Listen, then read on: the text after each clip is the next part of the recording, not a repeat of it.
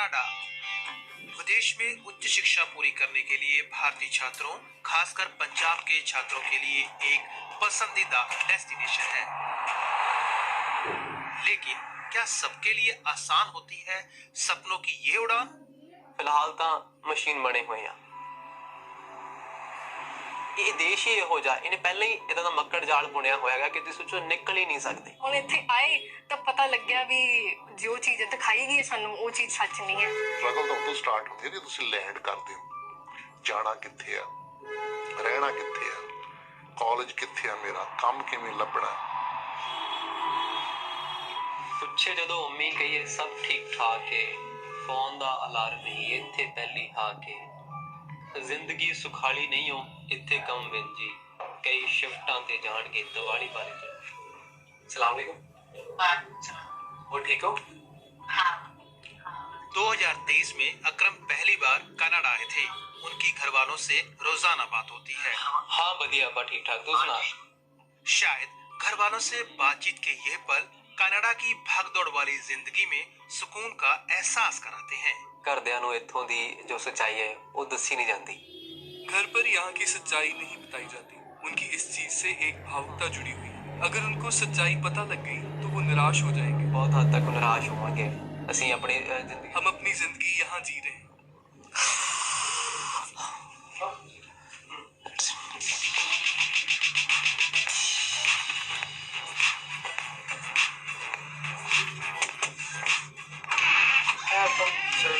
जहाँ अकरम रहते हैं इसी शहर में अर्पण भी रहती है। अर्पण 2021 में कनाडा आई थी। इंडिया तो मैं जब भारत से आ रही थी तो मैंने कई वीडियोस देखे थे। वीडियो में दिखाते हैं कि लोग मस्टैंग कार ले रहे हैं, चमक धमक। मुझे लोग कहते थे कि तू जा रही है पर तू तैयार होकर जाना। मैं कहती थी कोई चक्कर नहीं, मैं देख लूंगी, ऐसी क्या बात है। मैं यहाँ आई तो पता चला कि भाई जो चीज दिखाई गई है वो चीज सच नहीं है।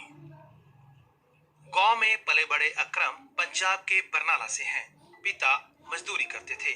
अर्पण पंजाब के मुक्तसर साहिब से हैं। उनके माता पिता टीचर हैं। अकरम और अर्पण कनाडा के ग्रेटर टोरंटो इलाके में रहते हैं। कनाडा का ब्रैम्पटन इलाका भारतीय छात्रों का पसंदीदा है। अकरम फिलहाल पढ़ रहे हैं। खर्च पूरा करने के लिए वो 2 जगह पार्ट टाइम जॉब करते हैं। इतनी टेंशन बनी ही रहनियां ने, इतनी चिंतावां बनी ही रहनी। यहाँ चिंता बनी रहती है। ये ऐसा मकड़ जाल है कि तुम निकल ही नहीं सकते। मकड़ जाल बुनिया होया है कि तुम सोचो निकल ही नहीं सकते। अर्पण पढ़ाई पूरी कर चुकी है। अब एक सिक्योरिटी गार्ड की नौकरी कर रही हैं। उन्होंने ये चीज नहीं दिखाई जाती कि बेसमेंट किसी को ये नहीं बताया जाता कि बेसमेंट में कितने लोग रह रहे हैं, उन्हें काम पर कितने पैसे मिल रहे हैं, किसे ठगा जा रहा है। यहाँ बहुत स्ट्रगल है। ऐसे बहुत छात्र हैं इधर जिन्हें काम नहीं मिल रहा। मैं खुद 2 जॉब फेयर में गई हूँ। 100 बच्चों की लाइन लगी होती है। इनमें से सिर्फ 8-10 चुने जाएंगे, बाकी कहाँ जाएं? सरकारी आंकड़ों के मुताबिक 2022 के मुकाबले 2023 में एक्टिव स्टूडेंट वीजा की संख्या 29% बढ़कर करीब 10,40,000 हो गई। इनमें से करीब 4,87,000 छात्र भारतीय थे। यह 2022 के मुकाबले 33.8% ज्यादा है। सरकारी आंकड़े बताते हैं कि कनाडा में 3,45,000 घरों की कमी है, जिसकी वजह से यहाँ पर हाउस रेंट काफी बढ़ गया है और मजबूरन छात्रों को बेसमेंटों में रहना पड़ रहा है। कनाडा में घरों का किराया पिछले 2 सालों में 22% तक बढ़ा है। कुछ पैसे बच जाएं, इसके लिए अकरम 5 और छात्रों के साथ यहाँ रहते हैं। वो किचन है, ਇਹਦੇ ਨਾਲ ਅਟੈਚ ਵਾਸ਼ਰੂਮ ਤੇ ਟਾਇਲਟ ਹੈ ਤੇ ਇਹ ਛੋਟਾ ਜਿਹਾ ਬੇਸਮੈਂਟ ਹੈਗਾ। ਇਹ ਮੇਰਾ ਬੈੱਡ ਹੈ ਜੀ। ਇੱਥੇ ਮੈਂ ਸੋਨਾ ਇਹ ਬੈੱਡ ਦੇ ਉੱਪਰ ਤੇ ਉਹ ਨਾਲ ਦੂਸਰੇ ਲੜਕੇ ਦਾ ਬੈੱਡ ਹੈ। ਹਾਂ ਇੱਕ ਇਹ ਥੋੜੇ ਬਿਲਕੁਲ ਨਾਲ ਹੈ। ਇੱਕ ਹੀ ਨਾਲ ਪੈਂਦਾ। ਇਹ ਮਲਕੇ ਨੇ ਜ਼ਮੀਨ ਤੇ ਗੱਦਾ ਲਾਇਆ ਹੋਏਗਾ ਤੇ ਇੱਕ ਮੁੰਡਾ ਹੈ ਜੀ।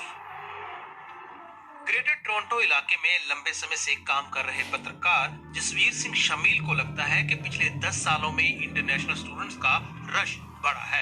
अपने वालों कई बच्चे पूरे मन से कनाडा पढ़ने आते हैं, लेकिन जब पढ़ाई पूरी कर लेते हैं तब यहाँ के माहौल का पता लगता है। यहाँ जॉब्स की बहुत कमी है।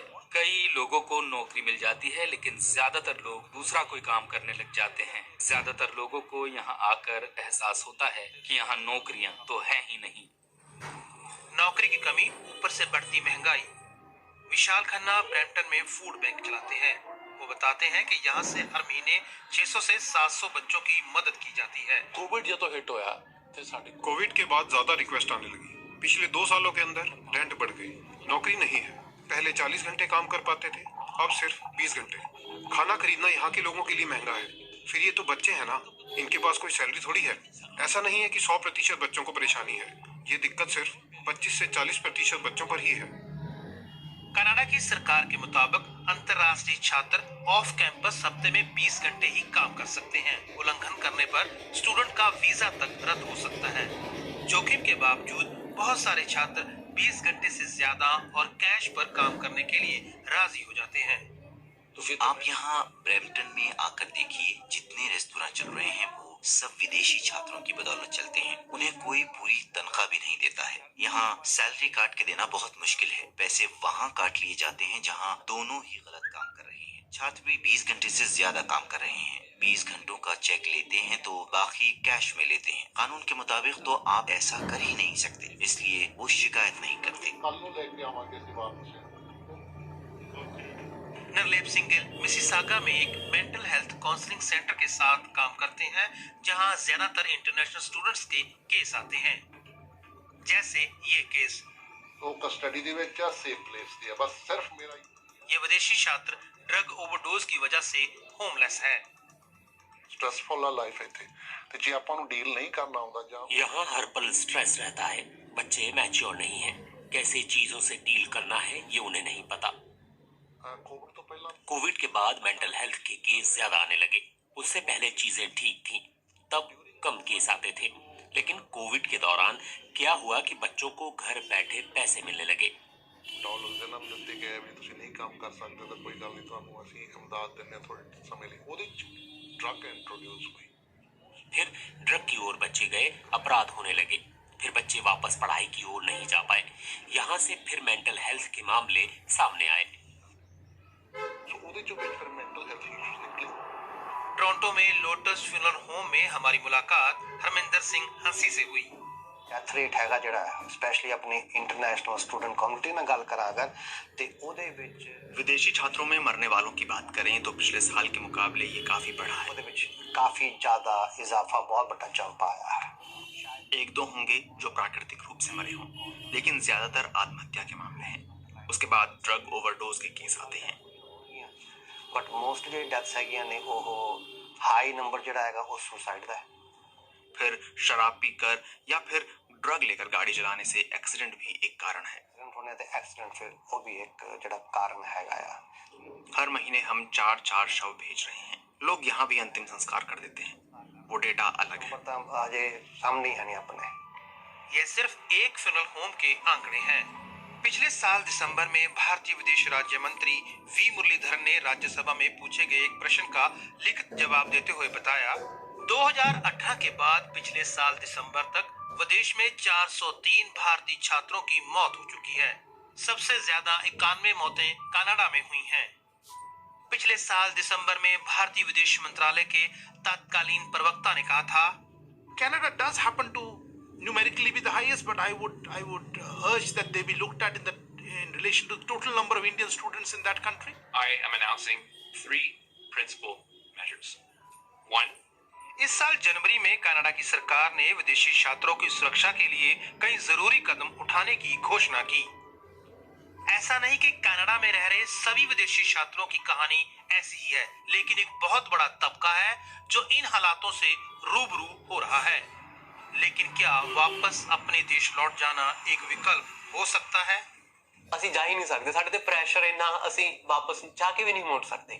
ਉਹ ਰਿਸ਼ਤੇਦਾਰਾਂ ਦਾ ਪ੍ਰੈਸ਼ਰ ਵੀ ਹੈ, ਸਮਾਜ ਦਾ ਪ੍ਰੈਸ਼ਰ ਵੀ ਹੈ, ਕਿਉਂਕਿ ਬਹੁਤ ਗੰਦੀ ਨਜ਼ਰ ਨਾਲ ਦੇਖਿਆ ਜਾਊ ਫਿਰ ਤੁਹਾਨੂੰ। ਕੈਨੇਡਾ ਇੱਕ ਮਿੱਠੀ ਜੇਲ੍ਹ ਹੈ ਜਿਸ ਵਿੱਚ ਤੁਹਾਨੂੰ ਸ਼ਾਇਦ ਤਾਂ ਮਿਲੂਗਾ, ਪਰ ਤੁਸੀਂ ਜੇਲ੍ਹ ਦੇ ਵਿੱਚ ਬੰਦ ਹੋ। ਤੁਸੀਂ ਹੁਣ ਸਟਕ ਹੋ ਗਏ ਉੱਥੇ ਵੀ ਤੁਸੀਂ ਤਾਂ ਨਿਕਲ ਨਹੀਂ ਸਕਦੇ। ਲਾਈਫ ਟਾਈਮ ਕਾਈਂਡ ਆਫ ਹੈ।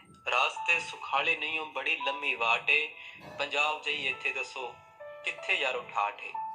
ਪਹੁੰਚਾਂਗੇ ਜ਼ਰੂਰ ਭਾਵੇਂ ਰਾਸਤਾ ਕਠਿਨ ਜੀ। ਕਈ ਸ਼ਿਫਟਾਂ ਤੇ ਜਾਣਗੇ ਦੀਵਾਲੀ ਵਾਲੇ ਦਿਨ ਵੀ, ਕਈ ਕੰਮਾਂ ਉੱਤੇ ਜਾਣਗੇ ਦੀਵਾਲੀ ਵਾਲੇ ਦਿਨ।